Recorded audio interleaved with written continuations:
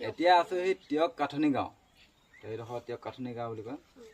এই বাইজনী মানে কি হ'ল বিকলাংগ হয়, তো বিকলাংগ আগতে আঁচনি পাইছিলোঁ কৈছে, এতিয়া সেইটো বন্ধ হৈ থাকিলে কৈছে।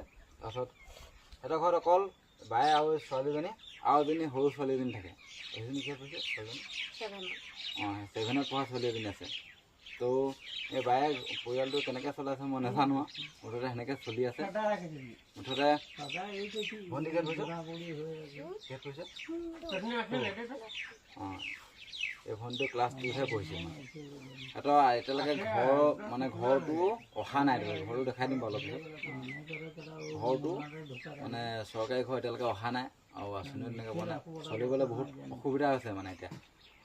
যদিহে মানে বিশেষকৈ চৰকাৰেতো নোৱাৰিছে, মানে কোনোবাই যদি সহায় কৰিব বিচাৰে মানুহক কিবা আৰ্থিকভাৱে হ'লেও বা পঢ়া শুনাৰ ক্ষেত্ৰত হ'লেও যদি কিবা এটা সহায় কৰিব বিচাৰে, তেতিয়াহ'লে মই এড্ৰেছটো দি দিছোঁ, টিয়ক কাঠনি গাঁও।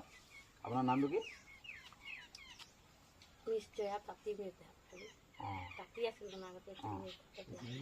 তাৰপিছত ভণ্টিৰ নামটো কি?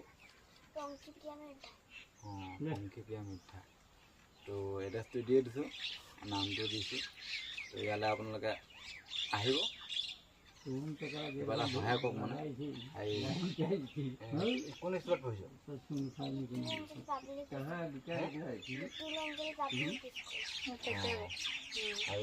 পঢ়া শুনা খৰচ কোনে দিছে?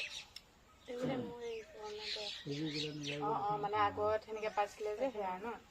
তাৰপিছত কিবা কিবি পইচা প্ৰাইভেট স্কুলত? বাপেক থকা সময়তে দিছে। বাপেকজন ঢুকুৱা কিমান দিন হ'ল? 3 বছৰ।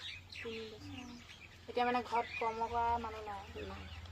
এতিয়া মানে কি প্ৰাইভেট স্কুলত পঢ়া গম পাইছে নে? প্ৰাইভেট স্কুলত পঢ়িলে কিমান কি খৰচ হয়, কেনেকৈ মানে বহুত অসুবিধাত চলিছে। মানে কোনোবাই যদি এই ভণ্টিজনী যদি পঢ়া খৰচটো যদি কিবা এটা দিব বিচাৰে ন,